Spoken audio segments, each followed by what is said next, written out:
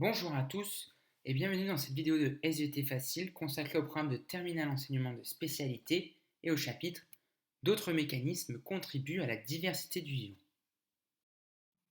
Ici vous avez une photographie d'un crabe boxeur, un crabe atypique puisqu'il porte à l'extrémité de ses pinces deux anémones et ces deux organismes sont en association. Et cette association apporte des bénéfices aux deux organismes. Et c'est source aussi de diversification des phénotypes. Et on peut se demander quels sont les mécanismes non génétiques de diversification des phénotypes, avec en l'occurrence ici une association. Pour répondre à cette question, voici le plan de la leçon. Premièrement, les associations non héréditaires et la diversification du vivant. En second temps, le phénotype étendu. Dans une troisième partie, on verra la transmission des comportements acquis. Et puis, on finira avec l'évolution culturelle et l'évolution biologique. Comment des associations entre individus d'espèces différentes contribuent-elles à la diversification du phénotype? Les associations non héréditaires et la diversification du vivant. Des associations entre espèces non transmises de manière héréditaire peuvent participer à la diversification du vivant. Les symbioses, ce sont des associations à bénéfice réciproque qui peuvent se traduire par de nouvelles formes de vie. Comme ici vous avez présenté sur le schéma l'apparition des mycorhizes, qui est l'association, une symbiose entre une plante et un champignon. Les relations entre les pathogènes et leurs hôtes contribuent aussi à une diversification du phénotype.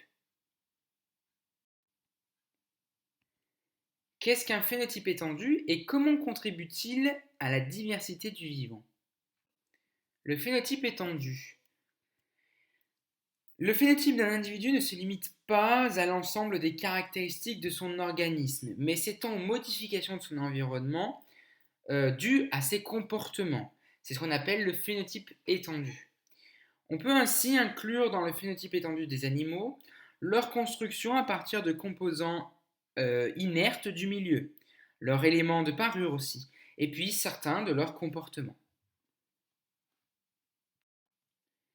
Comment se transmettent les comportements nouvellement acquis?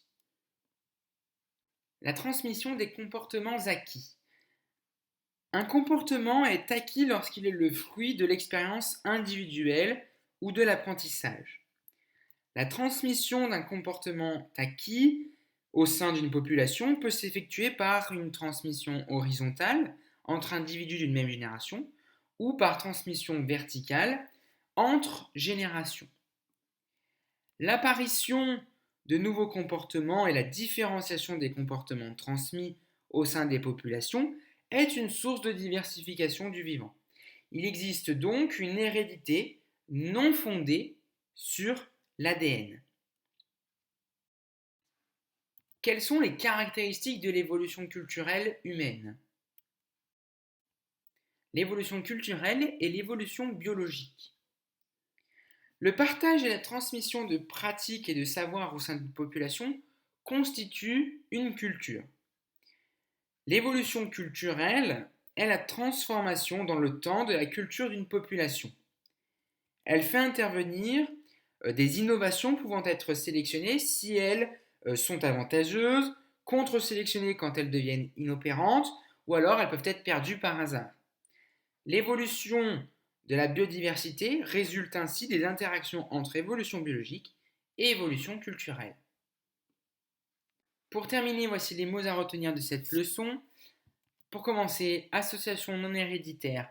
C'est une association entre êtres vivants qui n'est pas transmise à la descendance. Une association symbiotique, c'est une association qui est durable entre deux organismes d'espèces différentes, à bénéfice réciproque pour les deux partenaires. Un comportement acquis, c'est un comportement résultant d'un apprentissage. Phénotype étendu, c'est un concept selon lequel le phénotype d'un individu comprend les modifications qu'il provoque sur l'environnement ou sur d'autres organismes qui résultent aussi de l'expression de ces gènes. La transmission horizontale, c'est une transmission de gènes ou d'un trait culturellement acquis en dehors de toute filiation. Et puis la transmission verticale, c'est une transmission d'un gène ou d'un trait culturellement acquis d'une génération à la suivante. Merci pour votre attention et dites-vous bien que le SVT ce n'est pas si difficile. À très bientôt.